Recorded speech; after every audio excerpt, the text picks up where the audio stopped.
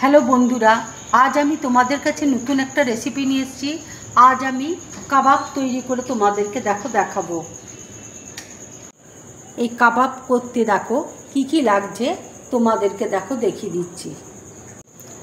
দেখো, দুটো সেদ্ধ ডিমকে আমি গ্রেট করে নিয়েছি। আলুকে দেখো সেদ্ধ করে গ্রেট করে নিয়েছি। রোস্টেড দেখো ধনে জিরে গুঁড়ো রয়েছে। এখানে দেখো চাট মশলা রয়েছে, চিলি ফ্লেক্স রয়েছে। এখানে দেখো পেঁয়াজ কুচি আছে, ধনে পাতা কুচি আছে, 2 পিস পাউরুটি রয়েছে। এখানে কাঁচা লঙ্কা কুচি রয়েছে। এখানে দেখো ব্রেড ক্যাম্প রয়েছে। এখানে দুটো ডিমকে দেখো আমি নুন দিয়ে ভালো করে গুলে রেখেছি।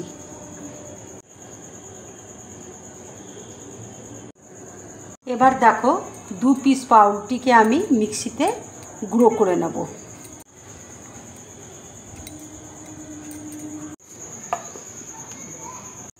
পাউরুটি দেখো মিক্সিতে গুঁড়ো করে নিয়েছি। এবার একটা বোলের মধ্যে ঢেলে নিচ্ছি।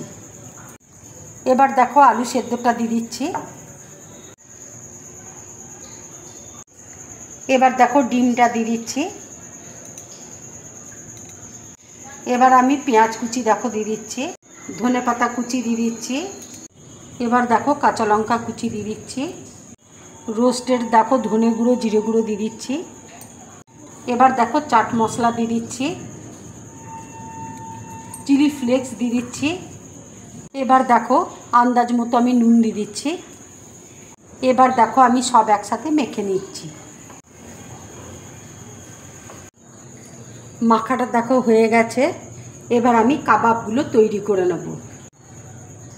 হাতে দেখো তেল বুলিয়ে নিয়েছি। এবার আমি কাবাবগুলো দেখো তৈরি করে নিচ্ছি।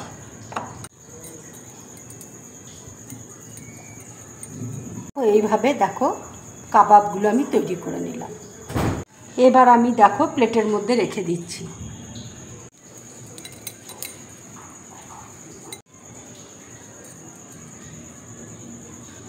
ঠিক এইভাবে দেখো তৈরি করছি। সব কাবাবগুলো দেখো তৈরি হয়ে গেছে। এবার দেখো ডিমের ব্যাটারের মধ্যে দিয়ে দিচ্ছি।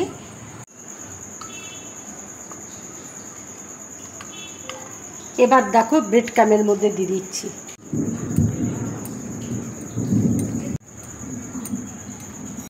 এবার দেখো প্লেটের মধ্যে রেখে দিচ্ছি। আর একটা দেখো ডিমের ব্যাটারে দিয়ে দিচ্ছি। এবার দেখো ব্রেড ক্যামে দিয়ে দিচ্ছি।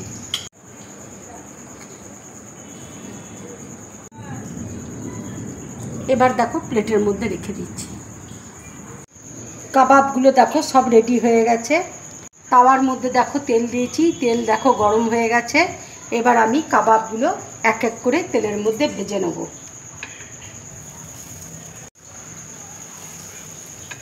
এই ভাজাগুলো দেখো আমি শ্যালো ফ্রাই করব। এই ভাজাগুলো দেখো আমি মিডিয়াম ফ্লেমে ভাজবো, তাহলে ভাজাটা খুব ভালো হবে। এইভাবে কাবাব বানিয়ে তোমরা সকালে ব্রেকফাস্টে খেতে পারো, কিংবা বিকেলবেলা চায়ের সাথে খাবে, খুব ভালো লাগবে খেতে। কাবাবগুলো দেখো ভাজা হয়ে গেছে। এবার আমি একটা প্লেটের মধ্যে তুলে নিচ্ছি।